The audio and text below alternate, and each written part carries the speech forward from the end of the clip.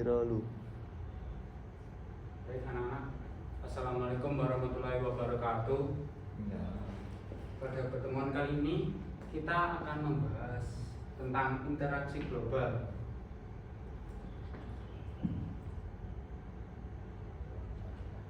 Pertama adalah pernah nggak sih kalian nonton film luar negeri atau memakai produk dari luar negeri atau memakai aplikasi TikTok, Instagram yang sering kita pakai setiap hari, bahkan kita memakai WhatsApp. Jadi itu semua adalah termasuk interaksi global. Jadi apa sih interaksi global itu? Hari ini kita akan membahas tentang memahami apa itu interaksi global, mengetahui contohnya, serta menjelaskan dampaknya. Jadi interaksi global adalah proses hubungan timbal balik antara individu, kelompok, negara, atau wilayah di berbagai belahan dunia yang saling memengaruhi dalam bidang ekonomi, sosial, budaya, politik, teknologi, bahkan lingkungan akibat adanya kemajuan komunikasi, transportasi, dan globalisasi. Lalu ada interaksi global terjadi karena adanya jual beli antar negara, tukar budaya, komunikasi lewat internet. Lalu kenapa bisa terjadi sih interaksi global? Karena yang pertama karena adanya internet, transportasi cepat, serta perdagangan internasional. Lalu apa ciri-ciri interaksi global itu?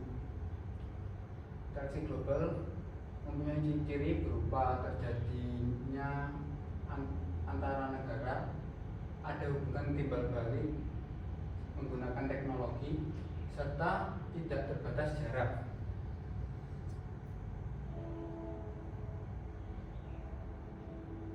Kemudian faktor pendorong interaksi global adalah kemajuan teknologi, yaitu transportasi, perdagangan internasional, serta kerjasama antar negara. Lalu bentuk interaksi global yaitu ada ekonomi, sosial budaya, teknologi, serta pendidikan. Lalu berikut adalah pengertian dari interaksi global di bidang ekonomi, yaitu kegiatan jual beli antar negara. Contoh singkatnya adalah ekspor, impor yang antar negara sering dilakukan gitu.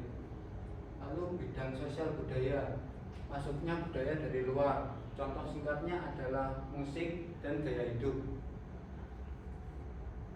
Lalu ada teknologi. Di bidang teknologi ada perkembangan teknologi yang digunakan secara global.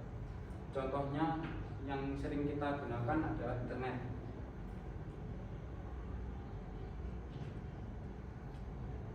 Lalu di sini ada dampak positif dan dampak negatif interaksi global.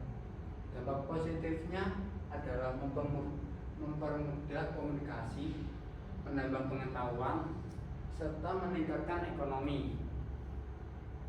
Lalu interaksi global mempunyai dampak negatif, yaitu lunturnya budaya lokal, ketergantungan pada luar negeri, dan pengaruh budaya negatif. Lalu berikut adalah sikap menghadapi interaksi global. Sikap kita sebagai pelajar yaitu harus bijak menggunakan teknologi. Lalu menggunakan internet untuk hal positif seperti belajar, mencari informasi, dan komunikasi yang bermanfaat. Lalu menghindari konten negatif seperti hoax, kekerasan, atau hal yang tidak sesuai norma. Selanjutnya menjaga dan melestarikan budaya lokal. Dan yang terakhir adalah tetap bangga menggunakan bahasa daerah. Lalu Peran pelajar dalam interaksi global. Peran pelajar sebagai pelajar, kalian bisa belajar dengan giat agar bisa bersaing secara global, menggunakan teknologi untuk hal yang bermanfaat, serta menjadi generasi yang kreatif dan inovatif, dan menjaga identitas bangsa di tengah pengaruh global. Jadi teman-teman, kesimpulannya pada materi interaksi global kali ini adalah interaksi global adalah hubungan antar negara yang tidak bisa dihindari. Jadi terjadi karena perkembangan teknologi, transportasi, dan kerjasama. Kemudian memiliki dampak positif dan negatif. Jadi kita harus benar-benar pintar dalam memilah-milah mana yang baik dan buruknya. Oleh karena itu, kita harus menyikapinya dengan bijak.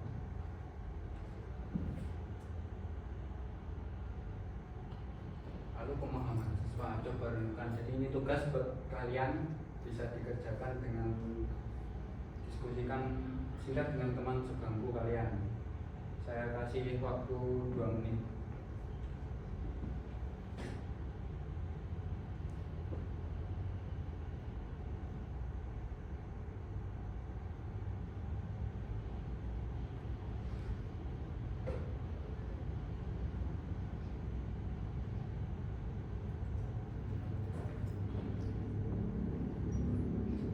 Selanjutnya adalah penutup ya. Interaksi global harus dimanfaatkan dengan baik. Jadilah pelajar yang cerdas dalam menyaring pengaruh. Oke, terima kasih. Mungkin itu pertemuan kita pada hari ini. Sebelum kita menutup pembelajaran hari ini, mari kita berdoa menurut agama dan kepercayaan masing-masing. Bisa dipimpin ketua kelas. Doa dimulai. Doa selesai. Terima kasih. Wassalamualaikum warahmatullahi wabarakatuh.